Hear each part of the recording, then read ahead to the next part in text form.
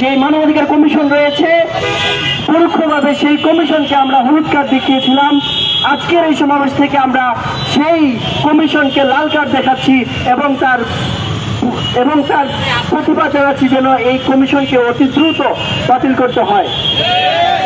প্রিয় উপস্থিতি, এই কমিশন যে আমাদের দেশের জন্য কতটুকু ক্ষতিকর, কতটুকু আত্মঘাতী তা বোঝার জন্য আমাদের রকেট সায়েন্স বুঝতে হয় না, তা বোঝার জন্য আমাদের ইউনিভার্সিটির পিএইচডি করতে হয় না।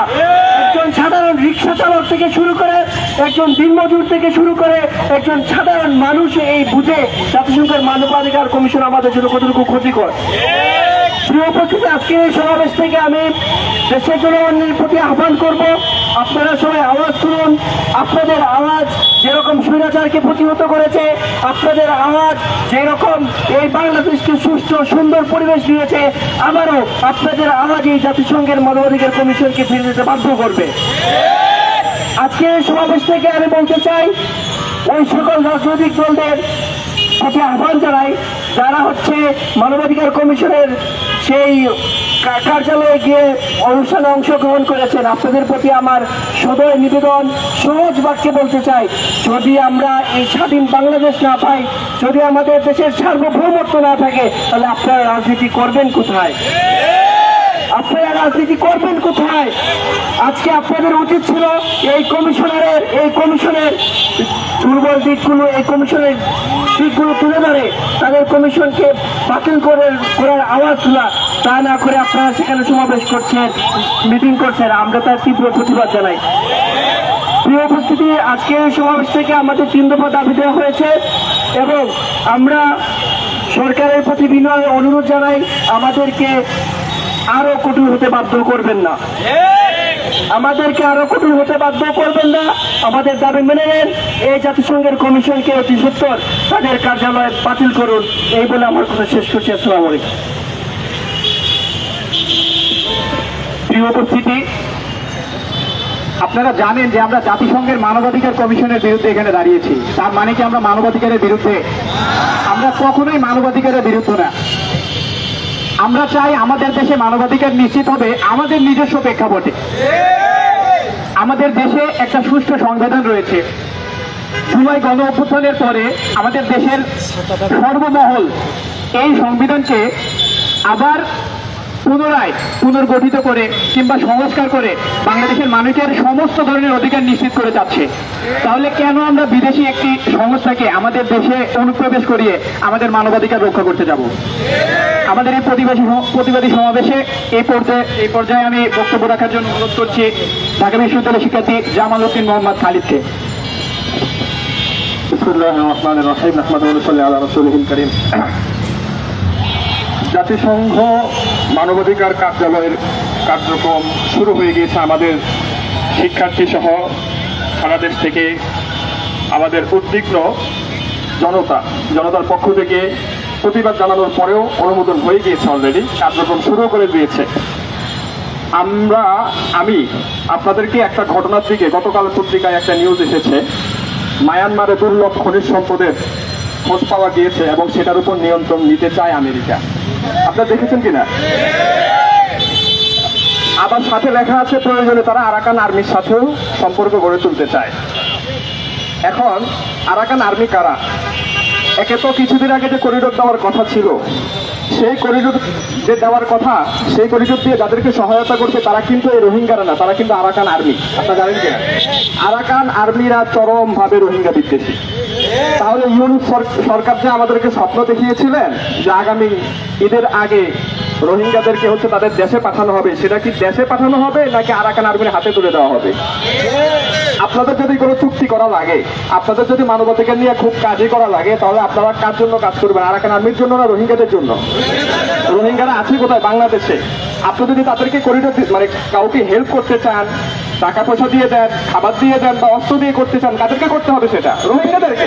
আপনারা রোহিঙ্গাদেরকে করছেন না, আপনারা সম্পর্ক উন্নয়ন করছেন আরাকান আর্মির সাথে, যেটা আমরা অলরেডি জানি। আমাদের দেশের সরকারের পক্ষ থেকেও তাদের সাথে যোগাযোগ করা হচ্ছে। এখানে একটা আন্তর্জাতিক গেমের মধ্যে বাংলাদেশকে ফেলা হচ্ছে, আর সেই গেমের অংশ হিসেবেই জাতিসংঘ মানবাধিকার কার্যালয় এখানে আনা হয়েছে। আপনারা জানেন যে পুরো বিশ্বে তিনটি রাষ্ট্র, নতুন করে তিনটি খ্রিস্টান রাষ্ট্র গঠন করার পরিকল্পনা এগোচ্ছিল। তার মধ্যে পূর্ব তিমুর এবং দক্ষিণ সুদান অলরেডি আলাদা রাষ্ট্র হয়ে গিয়েছে জাতিসংঘের মাধ্যমেই, ভোটের মাধ্যমে। বাদ বাকি আছে আমাদের পার্বত্য চট্টগ্রাম সহ মিজোরাম, এদিকের অঞ্চলটাই বাকি অঞ্চলটা, যার মধ্যে হয়তো আরাকান আর্মির যে অঞ্চল দখল সেটাও থাকতে পারে। সর্বশেষ চূড়ান্ত ষড়যন্ত্র সেটা হচ্ছে বাংলাদেশ। সে বাংলাদেশে সে ষড়যন্ত্র বাস্তবায়ন করার জন্য মানবাধিকার কার্যালয় এখানে আনা হয়েছে। এটা কি আমাদেরকে বোঝাতে হবে? আপনারা নানান যুক্তি দিয়ে আমাদেরকে বোঝাচ্ছেন বাংলাদেশের গত 15 বছর কি ছিল, স্বৈরাচার ছিল, সামনে আবার আসতে পারে। বাংলাদেশের সরকার, বাংলাদেশের কমিশন, মানবাধিকার যে কমিশন, জাতীয় মানবাধিকার কমিশন, তাদেরকে এই ক্ষমতা নাই বাংলাদেশের সামনে যে স্বৈরাচার আসবে তাদেরকে ঠেকানোর? আমাদের কি করা দরকার? আপনার যদি কিছু শক্তিশালী করা দরকার, নিজের থেকে শক্তিশালী করুন। আমাদের যে জাতীয় মানবাধিকার কমিশন আছে তার ব্যাপারে সংস্কারের কোনো উদ্যোগে আপনারা নিচ্ছেন না, সেখানে আপনারা আমেরিকাকে কেন ভাড়া করে আনতে হচ্ছে? আপনারা উদাহরণ দিচ্ছেন যে গাজায় জাতিসংঘ মানবাধিকার কমিশন আছে, তারা খুব বিরোধিতা করতেছে ইসরায়েলের। কি বিরোধিতা করতেছে ভাই? 60,000-এর উপর মানুষ মেরে ফেলছে, প্রত্যেকদিন মানুষকে মারতেছে। আপনারা সেখানে একটু কি জানান? নিন্দা জানান। এগুলো ফাজলামো না? এই ফাজলামো, এসব ফাজলামো বাংলাদেশে করার দরকার নাই। আমরা বাংলাদেশের মানুষ যখন ইন্ডিয়া সমর্থিত, নানান দেশ সমর্থিত শেখ হাসিনাকে ফেলতে পেরেছি, আমরা ইনশাল্লাহ সামনে তো চালাতে পারবো। আমরা আমাদের নিজেদেরকে শক্তিশালী করতে চাই। আমরা কখনোই, শুনেন আমি আরেকটা শেষ করে দেবো একটা কথা বলে, সবসময় মিশনারিরা, সাম্রাজ্যবাদীরা আসে সহযোগিতার হাত দিয়ে, হেল্পিং হ্যান্ড হয়ে আসে। এটা গত ইয়াতে আমি বলেছিলাম।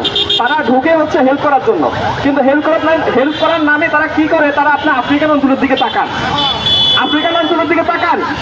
হেল্পের কথা বলে তারা যেসব রাষ্ট্র ঢুকেছে সেই রাষ্ট্রগুলো এক একটা কলোনিতে পরিণত হয়েছে। আমরা বাংলাদেশকে কলোনি হিসাবে দেখতে চাই না। আমরা বাংলাদেশকে আন্তর্জাতিক চক্রান্তের অংশ দেখতে চাই না। আন্তর্জাতিক খেলোয়াড়দের খেলার মাঠ হিসেবে বাংলাদেশকে আমরা দেখতে চাই না। অতএব জাতিসংঘের মানবাধিকার কার্যালয়ের অনুমোদন করা হয়েছে, সেটা দ্রুত বাতিল করতে হবে। আমরা আজকে লাল কার্ড সমাবেশ, লাল কার্ড দেখিয়ে গেলাম। এই সিদ্ধান্তকে যদি সিদ্ধান্ত পরিবর্তন করা না হয়, হয়তো ইন্টারিমকে লাল কার্ড দেখাতে হবে।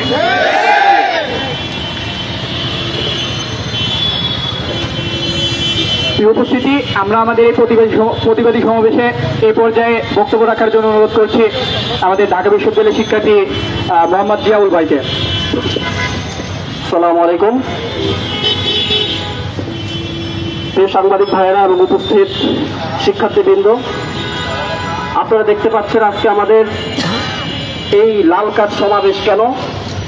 আমরা আসলে অত্যন্ত দুঃখের সাথে ভারাক্রান্ত হৃদয় নিয়ে এখানে দাঁড়িয়েছি। যেই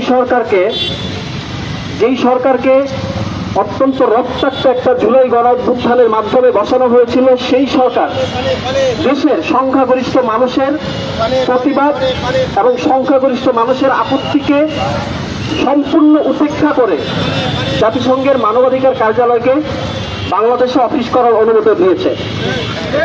আমরা আজকের এই লাল কার্ড সমাবেশ থেকে এর তীব্র নিন্দা ও প্রতিবাদ জানাচ্ছি। আমরা সরকারকে বলতে চাই যে আপনি আমাদের দাবি মেনে নেন। এটা শুধু আমাদের দাবি নয়, এটা সারা বাংলাদেশের দাবি। আমাদের দেশে মানবাধিকার কমিশন আছে, সেই কমিশনের কার্যকারিতাকে নষ্ট করে দিয়ে আপনি বিদেশ থেকে কেন মানবাধিকার কমিশন আনবেন? সেই জবাবদিহি জনগণের কাছে আপনাকে করতে হবে। আমরা দেখতে পাই বর্তমান অন্তর্বর্তী সরকার বারবার সব জায়গায় বিদেশিদের নিয়ে আসতে চায়। আমাদের দেশীয় প্রতিষ্ঠান আছে, যেমন বন্দর বিদেশিদের দিতে চায়। বন্দর আমাদের দেশীয় প্রতিষ্ঠান আছে চালানোর মতো লাভজনক, সেইটা তারা বিদেশিদের দিতে চায়, পরিণত দিতে চায়, নানান রকম ভাবে বিদেশিদের দিতে চায়। একই সাথে বর্তমান অন্তর্বর্তী সরকার আমেরিকার সাথে সম্প্রতি নন ডিসক্লোজার এগ্রিমেন্ট নামে একটা চুক্তি করতে চায়, যেই চুক্তির মাধ্যমে বাংলাদেশের ব্যবসা বাণিজ্য, আমদানি রপ্তানি সমস্ত কিছু আমেরিকার অধীনস্থ হয়ে যাবে। এইরকম একটা দেশ বিরোধী, দেশের স্বার্থ বিরোধী চুক্তি করতে যাচ্ছে। আমরা আজকের এই সমাবেশ থেকে এর তীব্র নিন্দা প্রতিবাদ জানাচ্ছি। আমরা সরকারকে বলতে চাই, আপনি দেশ বিরোধী, দেশের জনগণের স্বার্থ বিরোধী, দেশের আপামর জনসাধারণের যে বিশ্বাস, মূল্যবোধ বিরুদ্ধে এই সার্বভৌমত্ব বিরোধী যদি কোনো কিছু করেন তাহলে ইতিহাস থেকে শিক্ষা গ্রহণ করবেন। মানুষ ইতিহাস থেকে শিক্ষা গ্রহণ করে না। আমাদের জুলাই গণঅভ্যুত্থান হয়েছিল মূলত ফ্যাসিবাদের বিরুদ্ধে এবং বৈদেশিক আগ্রাসন অর্থাৎ ভারতীয় আধিপত্যবাদের বিরুদ্ধে। ভারতের বিরুদ্ধে শেখ হাসিনার সময় এই টিএসসিতে কথা বলা যেত না, বারবার হামলা হতো। মুক্তিযুদ্ধ মঞ্চ নামে একটা ভারতীয় মঞ্চ ছিল, সেই মঞ্চ বারবার হামলা করে আমাদের শিক্ষার্থীদেরকে রক্তাক্ত করেছে। এখন দেখা যায় আমেরিকার বিরুদ্ধে নাকি কথা বলা যাবে না। ভারতের আধিপত্যবাদ থেকে আমরা মুক্ত হয়েছি, কিন্তু বারবার বলা হয় আমেরিকার বিরুদ্ধে কথা বলল না। কেন? আমেরিকা কি কারো বাপ নাকি? আমেরিকা যদি কারো বাপ হয় তোমরা আমার দেশে চলে যাও। এই বাংলাদেশের মানুষের, এই দেশ আমেরিকার না। কাজেই আমেরিকার সাথে কোনো চুক্তি, কোনো সমঝোতা এবং এই যে মানবাধিকার কার্যালয়ের নামে যে আমেরিকান কার্যালয় বাংলাদেশে নিয়ে আসা হচ্ছে, এটা কোনোভাবেই করা যাবে না। প্রিয় সাংবাদিক ভাইরা, আমাদের আজকের যে কর্মসূচির মাধ্যমে আমাদের একটা পরবর্তী আমরা একটা আলটিমেটাম দিব, সেই আলটিমেটাম ঘোষণা করবে আমাদের রাকিবুল ইসলাম, ঢাকা বিশ্ববিদ্যালয়ের শিক্ষার্থী। সেই পর্যন্ত আপনারা থাকবেন। আমি আমার বক্তব্য এখানে শেষ করছি। আসসালামু আলাইকুম। সম্মানিত উপস্থিতি, আমি আমাদের সমাবেশে এই পর্যায়ে বক্তব্য প্রদানের জন্য অনুরোধ জানাচ্ছি আমাদের ঢাকা বিশ্ববিদ্যালয়ের শিক্ষার্থী আব্দুল্লাহ মাহিনকে।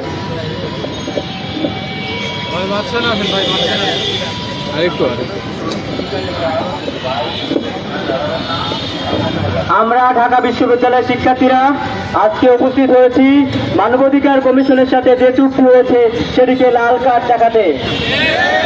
আপনারা সবাই জানেন গত 18 জুলাই এদেশের অন্তর্বর্তীকালীন সরকার মানবাধিকার কমিশনের সাথে যে চুক্তি করেছে তা এদেশের সাধারণ জনগণ, রাজনৈতিক ব্যক্তিবর্গের সাথে পরামর্শ ছাড়াই করা হয়েছে। সেই চুক্তি এদেশের সাধারণ জনগণ, রাজনৈতিক ব্যক্তিবৃন্দ ও সকল স্তরের জনগণ দেশের সার্বভৌমত্বের জন্য হুমকি স্বরূপ মনে করে তারা এটিকে স্বতঃস্ফূর্তভাবে প্রত্যাখ্যান করেছে।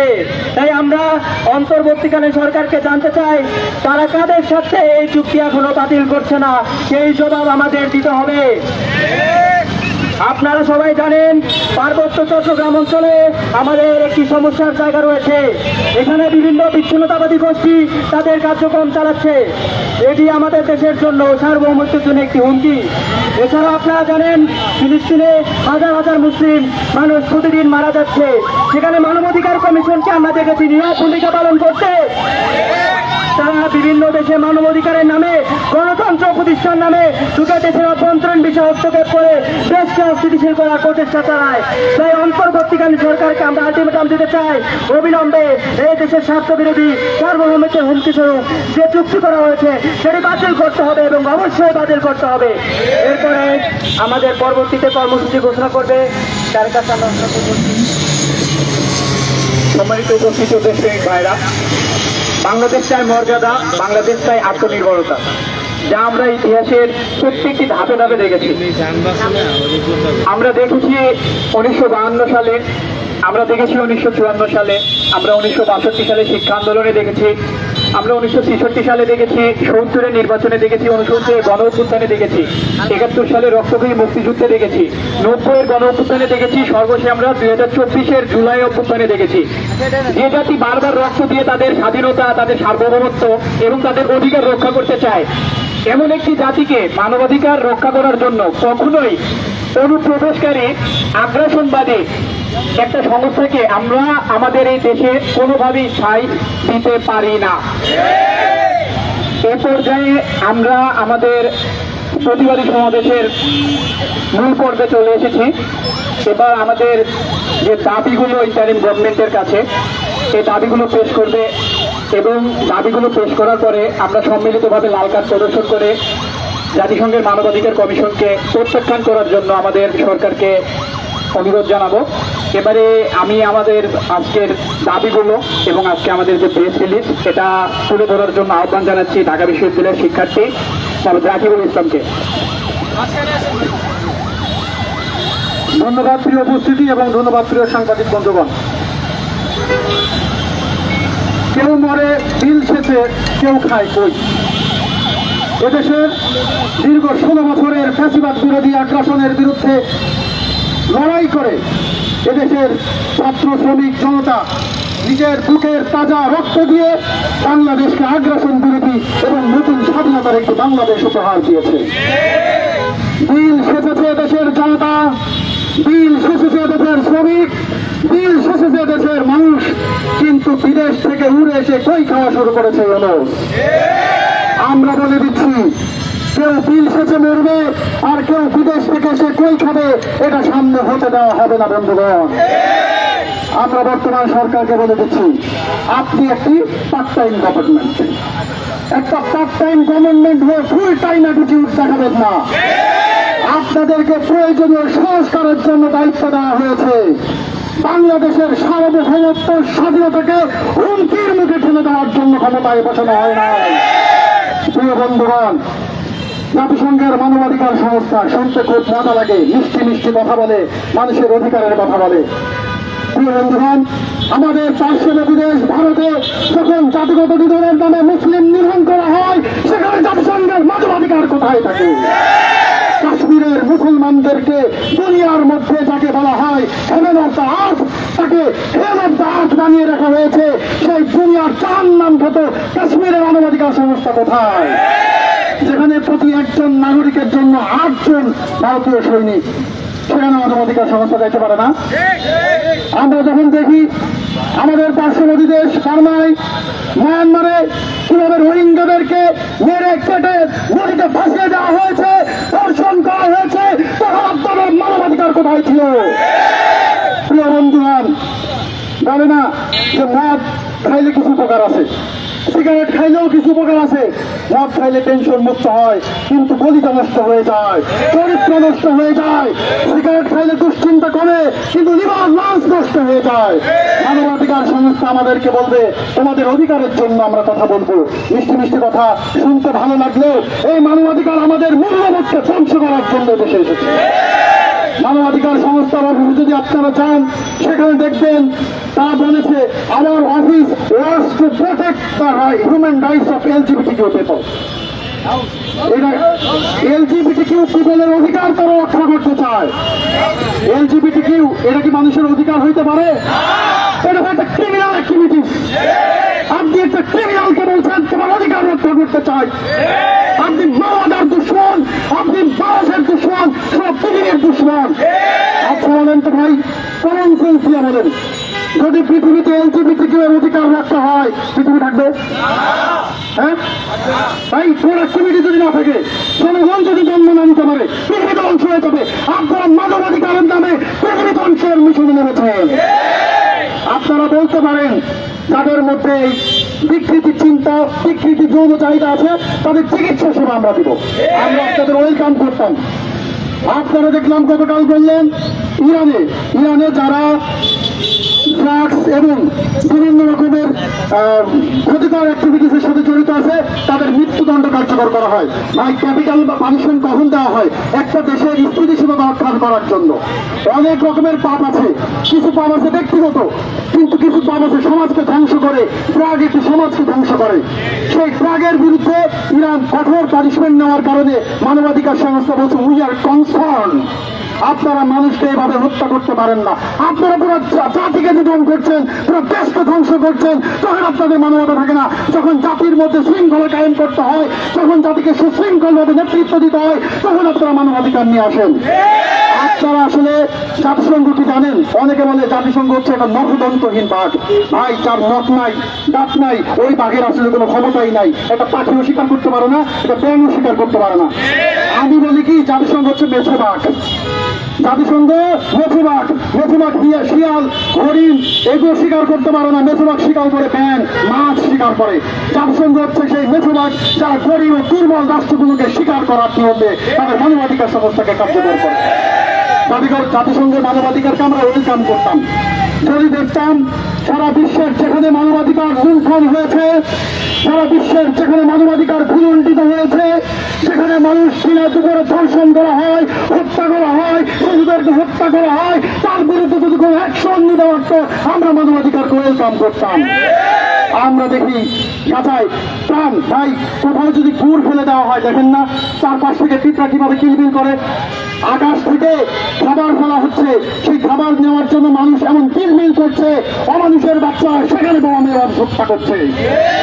এই জাতিসংঘ হচ্ছে আমেরিকার একটা tools to control any country. আপনারা দেখবেন এর আগে জামালউদ্দিন খালিদ ভাই বলল, যেখানে সম্পদ আছে, প্রাকৃতিক সম্পদ আছে, সরাসরি তো দেশ দখল করা যায় না, সেখানে তারা বিশৃঙ্খলা সৃষ্টি করে। আমার এক ভাই সেনাবাহিনীতে ছিলেন, তিনি মালিতে ছিলেন, তিনি বলতেন আমাদের মতো উন্নত এবং উন্নতশীল উন্নয়নশীল এবং গরিব দেশগুলো থেকে সেনাবাহিনী নিয়ে তারা মালির বিশৃঙ্খলা দমন করে, আর নিজেদের সৈনিক দিয়ে মালির যে প্রাকৃতিক সম্পদ আছে সেগুলো লুণ্ঠন করে।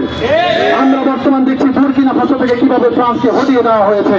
আপনারা যদি এখনো ব্রিটিশ মিউজিয়ামে যান, ব্রিটিশ মিউজিয়ামের যত প্রত্নতাত্ত্বিক এবং ঐতিহাসিক সম্পদ আছে সব আমাদের ভারতীয় উপমহাদেশ থেকে লুণ্ঠন করে দেওয়ার সম্পদ।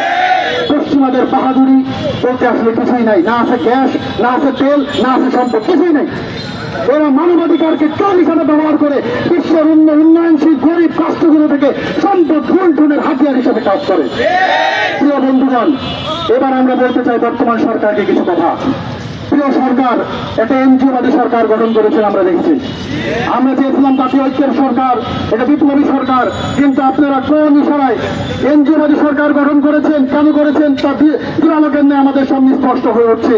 কিন্তু দুঃখ লাগে আমাদের অন্যান্য রাজনৈতিক দলগুলো যখন মানবাধিকার সংস্থার অফিসে যে তাদেরকে সাধুবাদ জানায় তখন আফসোস লাগে।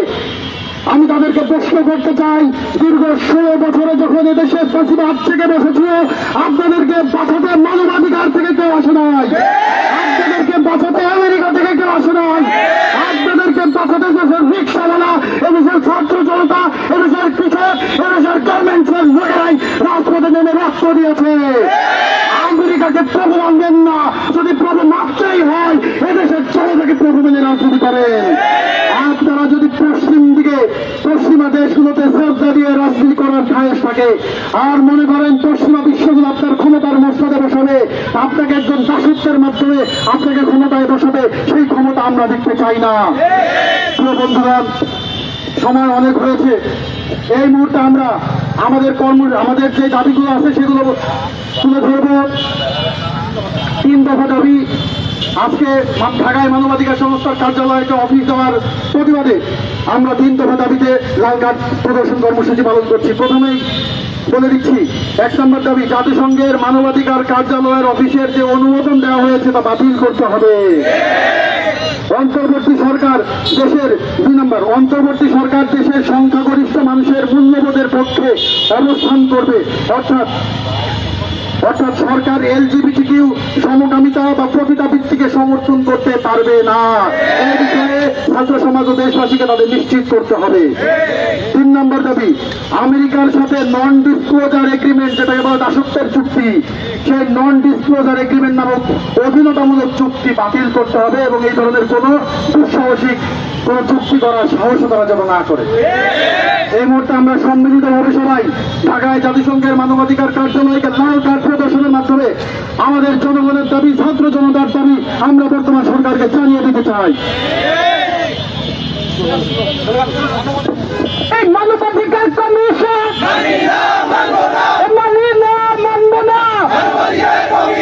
মানবাধিকার কমিশন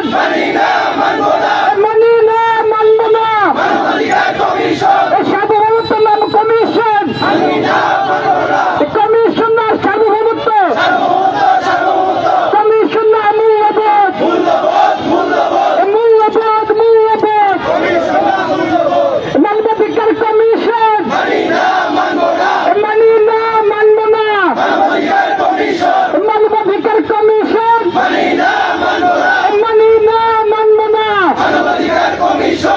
প্রিয় দেশপ্রেমিক ভাইরা, আজকে আমাদের এই প্রতিবাদী প্রতীক, আমাদের এই আত্মমর্যাদার প্রতীক, আমাদের লাল সবুজের পতাকা চির উন্নত থাকুক, আমাদের দেশ দীর্ঘজীবী হোক, আমাদের দেশ সকল আগ্রাসন থেকে মুক্ত থাকুক।